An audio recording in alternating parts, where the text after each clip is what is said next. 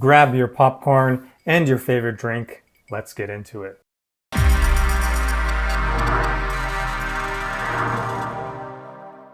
Now, you've heard the expression, intelligence embraces change.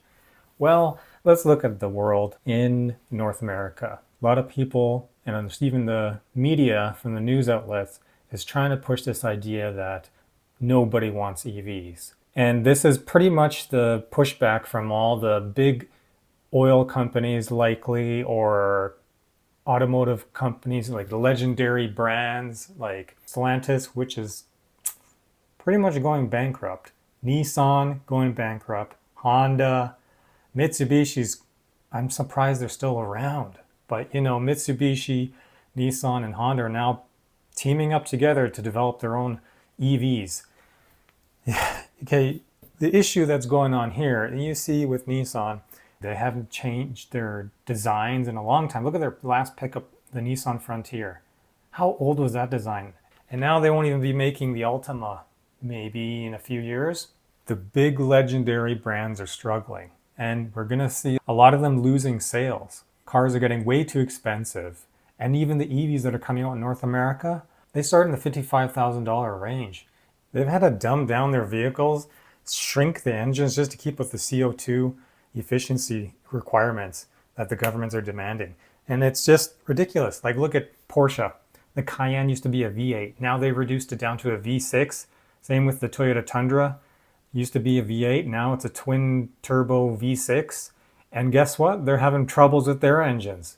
This is the first time for Toyota. I mean, engine recall for their Tundras and the, what was it called? The Grand Highlander and the Lexus. I remember which one is TX. They're getting recalls now. And another problem with Toyota, and this is bad. This has been a bad year for Toyota, and I'm a big Toyota fan. This is just sad. You know their GR Yaris, their new GR sporty car, like the GR Corolla and stuff like that? They got the 3-cylinder turbo in there. They're blowing up.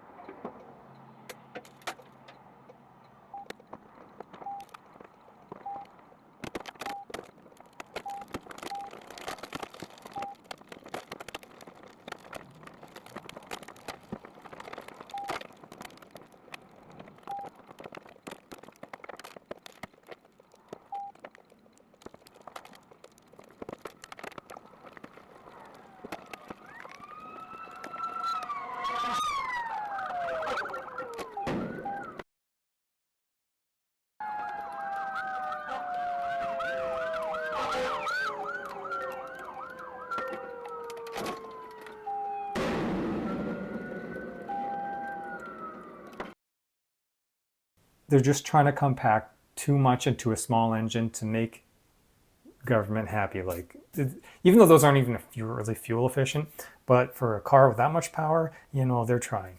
And they keep trying to reinvent the engine, which it's not much you can do to an engine anymore. Like, what can you do? We've kind of reached the peak.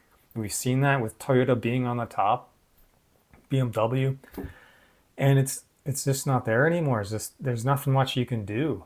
You can add a hybrid system and stuff. Like, that's basically what they're doing now. They're just, why try to compromise the power to stick with combustion engines? When you can just get everything with electric, you get instant torque, you get power, you get less issues, less maintenance. You get everything you need in a car. You might not have the rumble and sound, even though some cars have that weird like noise coming from their speaker, like the fake engine noise, which I don't understand what's the point. But you just get a better experience and a different experience driving. It's something new, and I don't know what people are holding back about just because of the cost. But look at the cars coming from China. You know, if they didn't have to put the tariffs and make such a big deal out of it, you know, government, you know, I thought people stopped listening to the mainstream media and what the government says, but yet they're still agreeing on the same issue. They don't want Chinese made cars. Like, oh, well, it's made in China, it's going to be cheap. No, they actually moved past, way past that point now. Now they're surpassing quality, especially with Teslas. Teslas still don't have the build quality. There's nothing like you'll see coming out of China. It's ridiculous how far ahead they are. And news is that Stellantis may be selling some of its brands to Chinese companies. But who wants to buy a Chrysler?